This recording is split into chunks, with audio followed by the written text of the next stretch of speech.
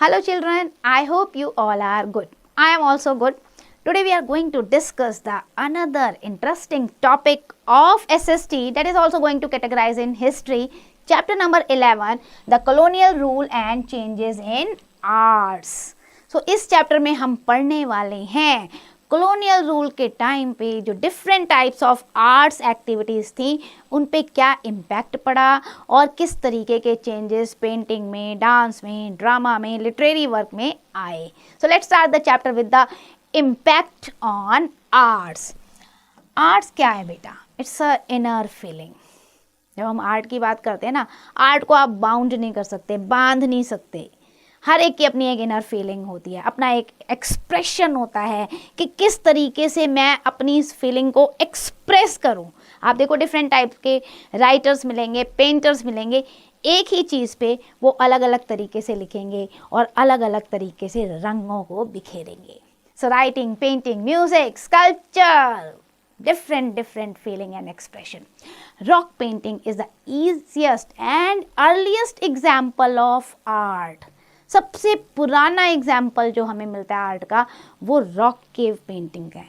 केव में आपको नजर आएंगी, पत्थरों पे पेंटिंग नजर आएंगी. Many of our ancient text were written on tree bark, tree leaves, palms leaves पे लिखे गए हैं. We cannot deny that people in the ancient time also must have made the toys and art pieces with wood or earth. आप देखो, आप मोहनजोदाड़ो की अगर आप देखते हो सभ्यता, हड़प्पन सिविलाइजेशन को देखते हो, you can visit the national museum also. We have unearthed many of the toys, जिससे हमें पता चलता है कि वो अपने रिक्रिएशन के लिए इन चीज़ों को बनाते थे अलग अलग, चाहे मिट्टी से चाहे लकड़ी से.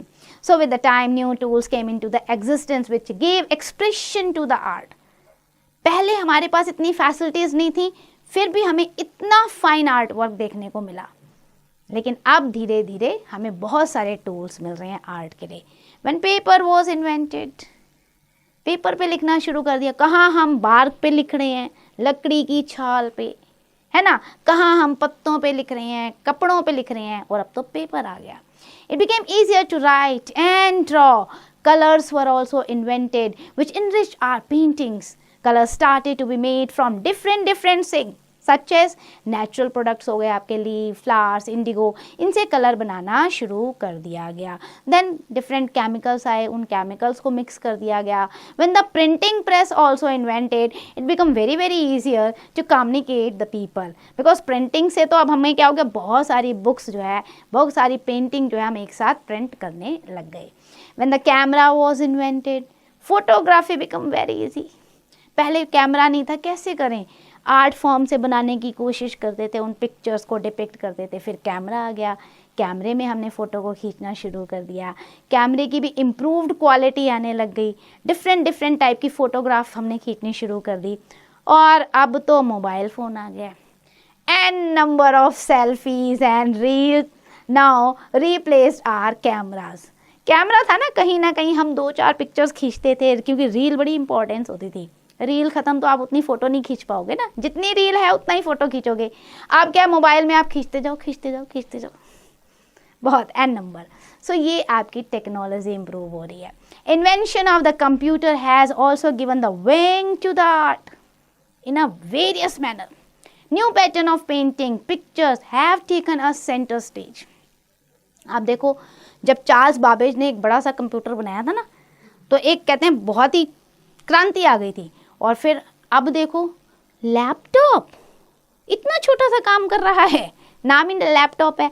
Then mobile phones, the art have received the great boost with this technology. The social media has helped to spread the art works to the large number of people in no time. अब तो 3D painting हम देखते हैं, ऐसा लगता है ये cup plate ना अभी उठ के बोल देगा कि मुझे उठाओ और चाय पी लो, है ना.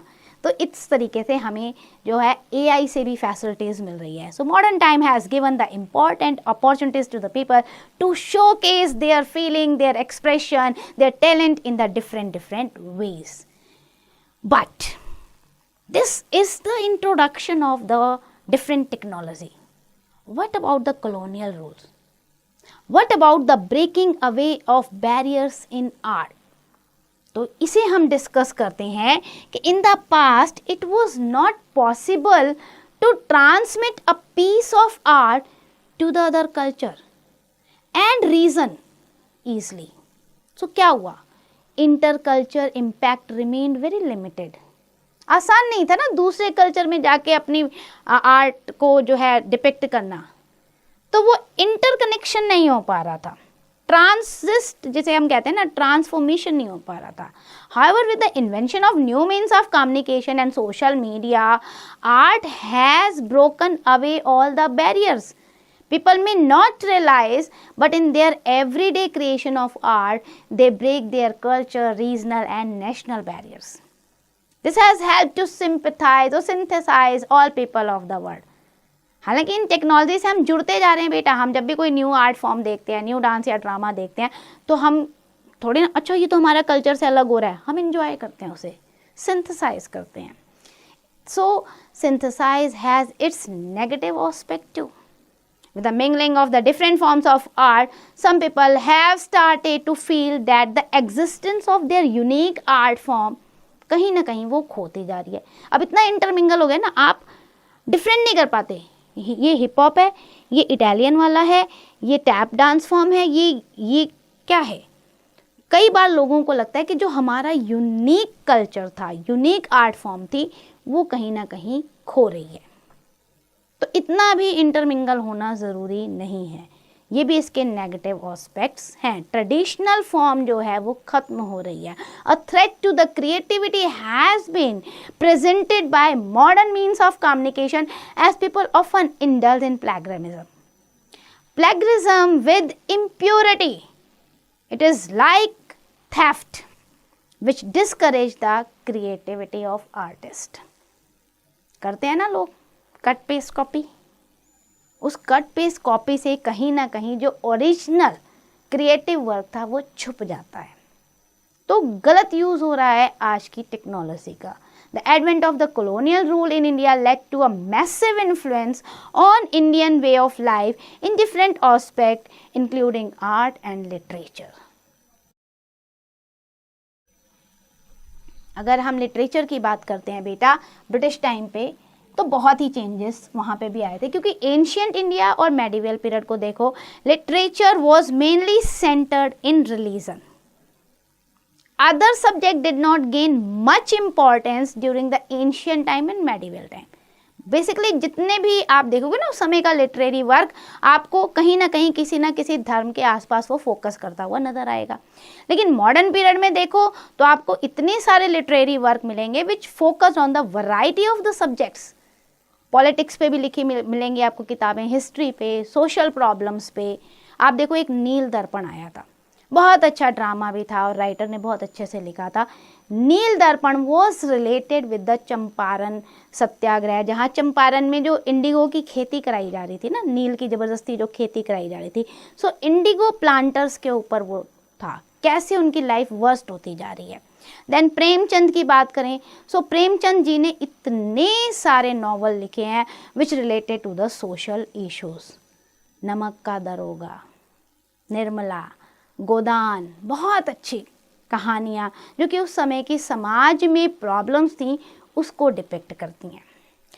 Literature did not more remain a personal endeavour. ये हम कह सकते हैं कि अब लिटरेचर ये नहीं था कि किसी की पर्सनल संपत्ति है, बाहर निकल रहा था, लोग अपनी फीलिंग को एक्सप्रेस कर रहे थे, अपने टैलेंट को. It started to impact on the society at a large scale because of the invention of new facilities. Specially printing press के आने से एक क्रांति हो गई थी. प्रिंटिंग प्रेस के आने से प्रिंट मेनिया यानी कि रीडिंग मेनिया जो है वो ज़्यादा फैल गया था. Literature in both English and as well as your vernacular language, जो नेटिव लैंग्वेज होती है ना, उसमें भी डेवलप्ड हुआ. New words were coined or adopted to give the expression to new situation. New ideas were also experimented. बहुत सारे ऐसे लिटरेचर लिखे गए जो कि फिक्शन पे, नॉवल थे, ड्रामा थे. आपका चंद्रकांता बहुत ही बड़ा फिक्शन नॉवल आप कह सकते हो, फिक्शिशियस नॉवल था वो आपका. देन आपके जो है अलग अलग नॉवल आने लगे, अलग अलग ड्रामा आने लगे अलग अलग सब्जेक्ट्स पे। अब बात करते हैं बेटा features of modern Indian literature की। So literature always undergone into a changing process till the modern time and continuously in the changing process. ये चेंज जो है ऐसे drama, story, novel, other subject, fact, fiction, ऐसे etcetera, यहाँ तक तो था ही, लेकिन अब तो सब्जेक्ट्स जो हैं वो लिमिटेड नहीं रहे कि रिलीजियस ही हों सब्जेक्ट या माइथोलॉजिकल सब्जेक्ट्स ही हों। बहुत सारे current topics, political topics, social problems जो थे वो सारे भी टॉपिक्स बनकर इसमें डिपिक्ट होकर आए। After 1857 first war of independence, literature started to express the feeling of nationalism in the different forms. ऐसे नॉवल आए जिसने लोगों के अंदर नेशनलिज्म की फीलिंग को बढ़ावा दिया। आनंद मठ, इतना प्यारा नॉवल बंकिम चंद्र चट्टोपाध्याय जी ने लिखा था, नेशनलिज्म की फीलिंग को अराइज करके। या the stories and poetry were composed to motivate the people to fight with the foreign rule. ऐसे नॉवल आए ना, लोगों को लगा बस अभी उठो और अभी जो है ब्रिटिशर्स के खिलाफ लड़ाई लड़ लो। Similarly, many people focus on the social problems, social evils, target the superstitions and orthodoxy practices.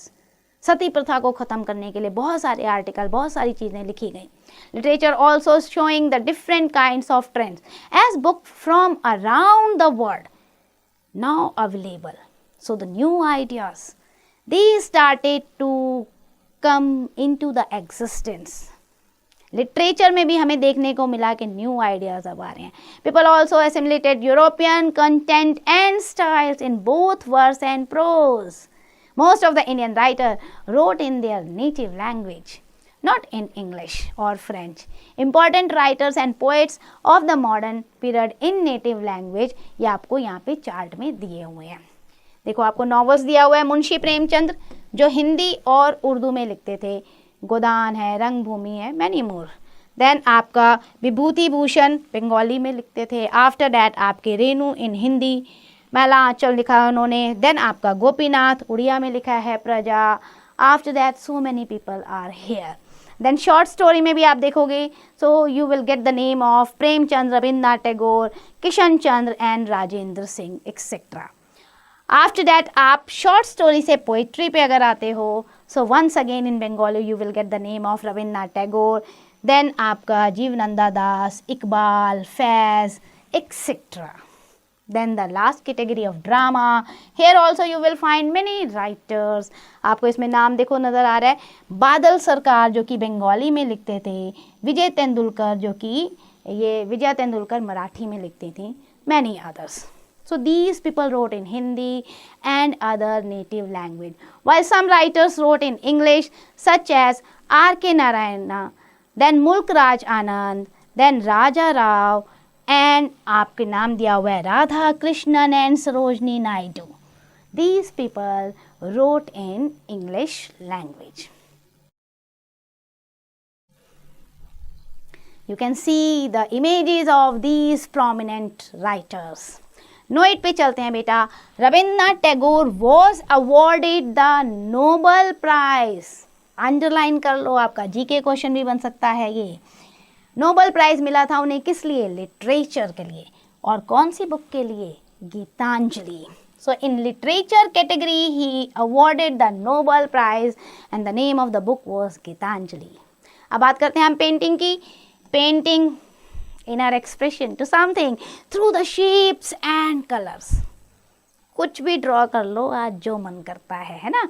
हम कई बार अपनी फीलिंग्स को ऐसे ड्रॉ करते हैं पेंटिंग के माध्यम से, हम बताना चाहते हैं कि हम क्या दिखा रहे हैं.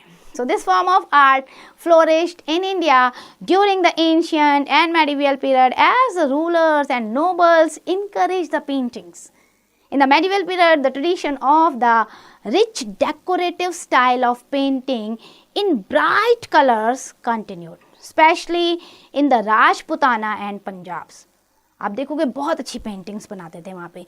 The Kangra style of painting is famous for its rich style, so in the case with the Sikh style of portrait painting.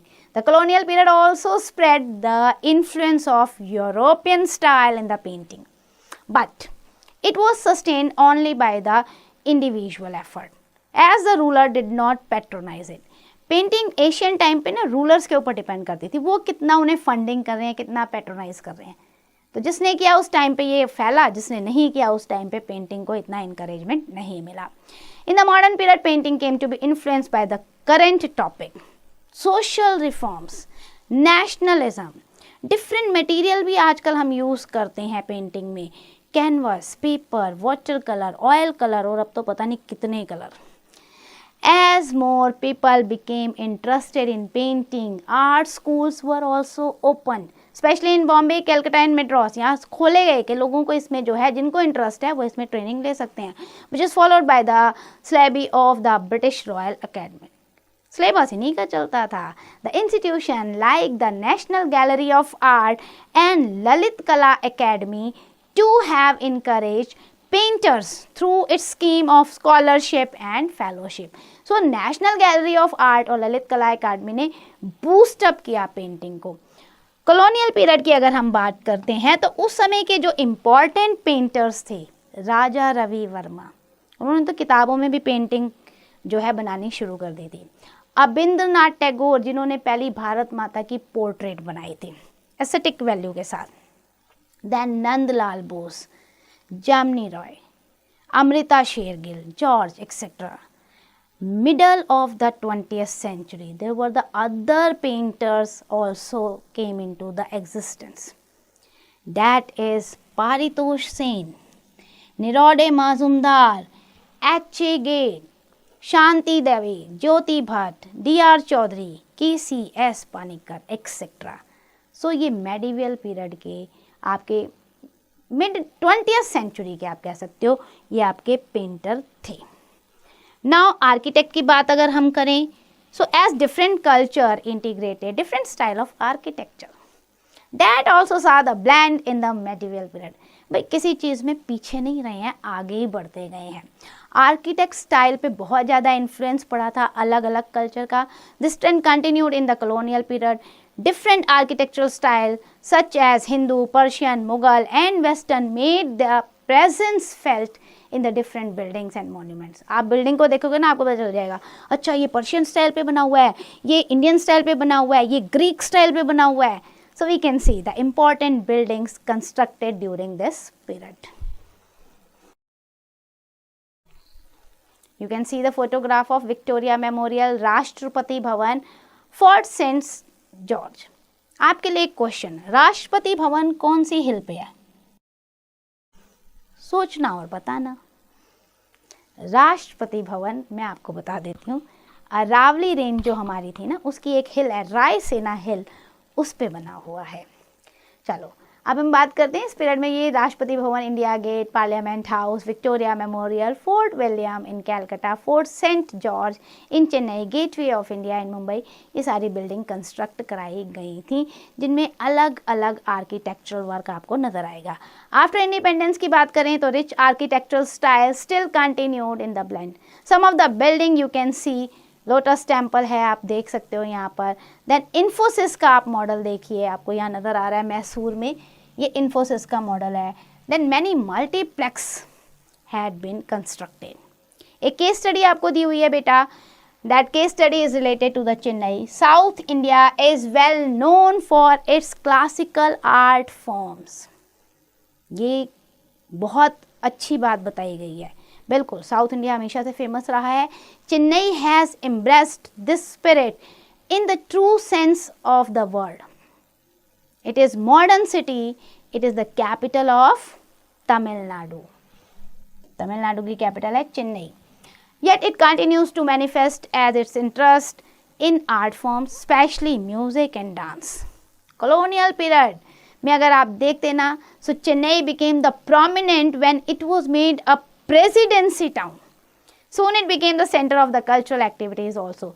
Chennai is the hub of cultural activities. Pongal इनका मोस्ट इम्पॉर्टेंट फेस्टिवल है, इसके अलावा बहुत सारे festival यहाँ celebrate किए जाते हैं। इम्पॉर्टेंट कल्चर अगर आप देखते हो, कल्चरल फीचर चेन्नई का is the cultural festivals called the Qfest. That Qfest they are held by the number of institutions such as Sarang, by IIT Chennai, then Tecofits by College of Engineering, and Down Sterling by the Loyola. In addition to these, a number of musical bands to operate here. Painting की अगर हम बात करें, so Chennai is an important center of Tamil art and craft. Moreover, some organizations encourage painters and provide them a platform to exhibit their talent, such as the CP Art Center. ये बनाया गया है बच्चों के talent को आगे निकालने के लिए. देन आपका चोला मंडल आर्टिस्ट विलेज, एंड देन आपका एक और है दक्षिण चित्र. दक्षिण चित्र जो है बेटा एग्जीबिशन है are held regularly for the renovation and revival of ancient art, it's temples and other buildings.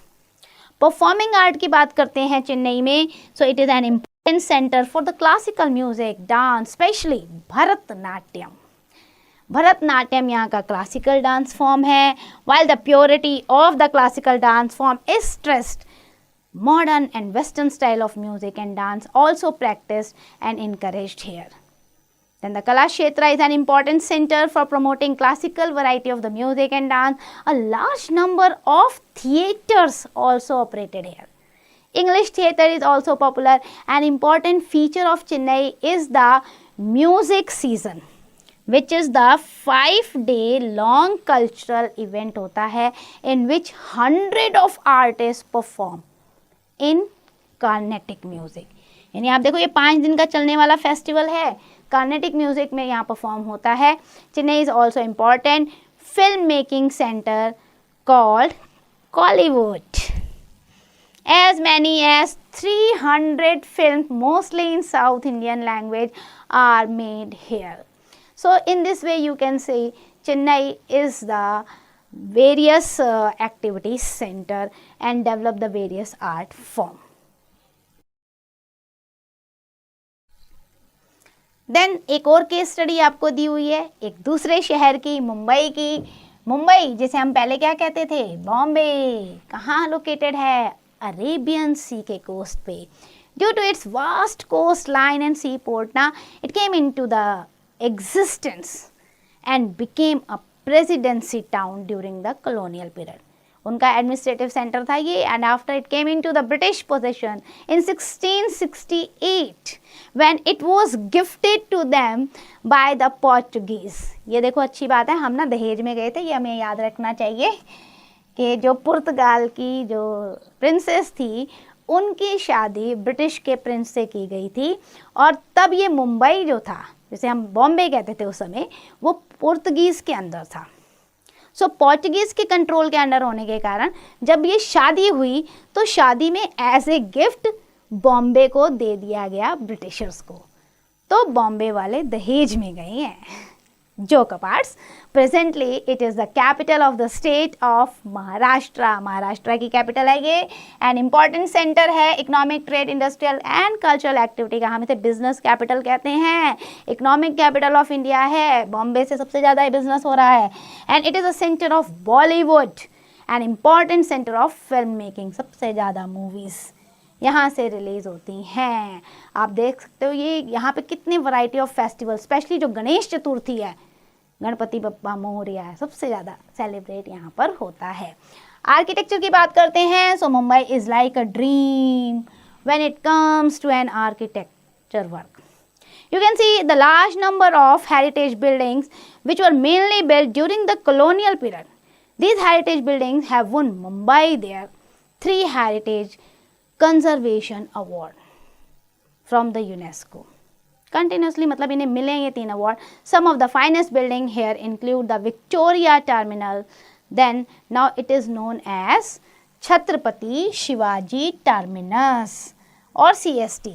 The Prince Wales Museum, the Gateway of India, and the General Post Office (GPO) Municipal Corporation. After that, the Raja Bhai Tower, then Crawford Market, Old Secretariat, the Bombay Central Railway Station, etc. All these are the finest example of architecture.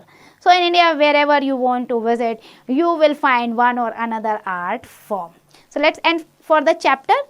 Now we are going to discuss what we have understand in this chapter.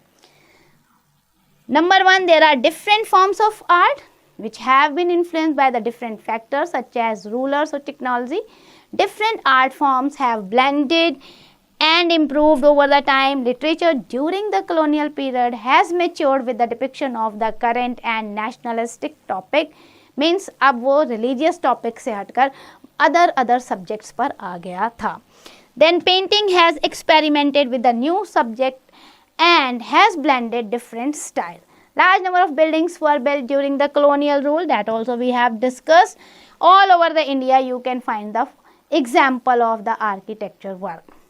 Then Mumbai and Chennai are the rich centers of different art form. That's end for the chapter. I hope you understand each and every topic. Now it's your turn. Do the exercise carefully.